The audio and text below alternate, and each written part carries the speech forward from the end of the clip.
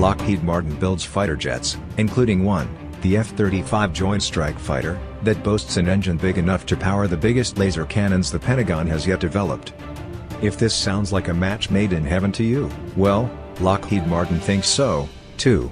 That's why when the Air Force Research Lab announced it was looking for a defense contractor to build it a high-powered fiber laser, powerful and accurate enough to shoot down hostile missiles in flight but small enough to mount on a fighter jet, Lockheed Martin was first in line to volunteer its services.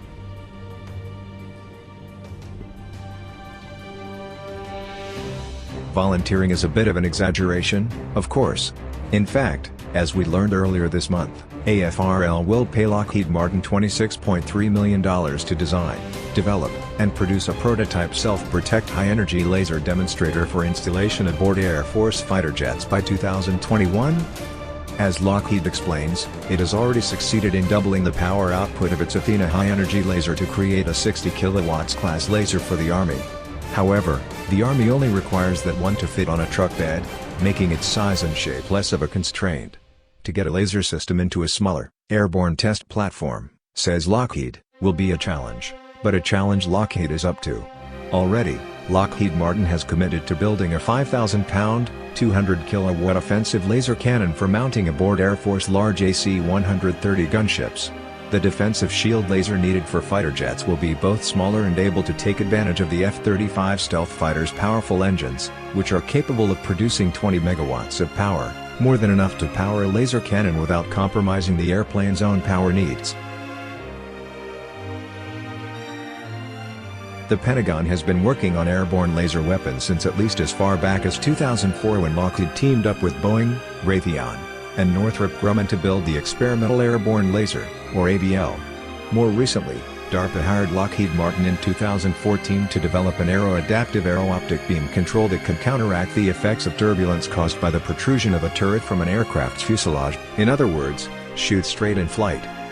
On the SHIELD project, in particular, Lockheed gets a second role. As Lockheed noted in its press release, the SHIELD program actually comprises three main parts, and most of the members of the original ABL team. With this wealth of experience from proven laser experts behind it, defensive lasers on fighter jets could really become a thing within the next few years. At the rate the technology is progressing, remember, Lockheed has doubled its power output in just the past 2 years. One imagines offensive laser weapons on fighter jets won't be far behind. And given the cost and logistical advantages of laser weaponry over projectiles, lasers could become the de facto standard for military aircraft soon thereafter. One final note before we sign off for today. If you think putting laser cannons on fighter jets is a big development, then hold on to your jump seats, because the Pentagon is also looking to mount lasers on even smaller aircraft, drones.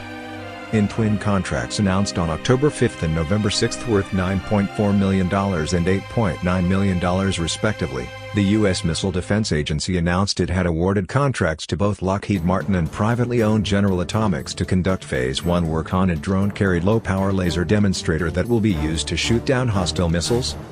Laser guns on drones? Yep, that's a thing now, too.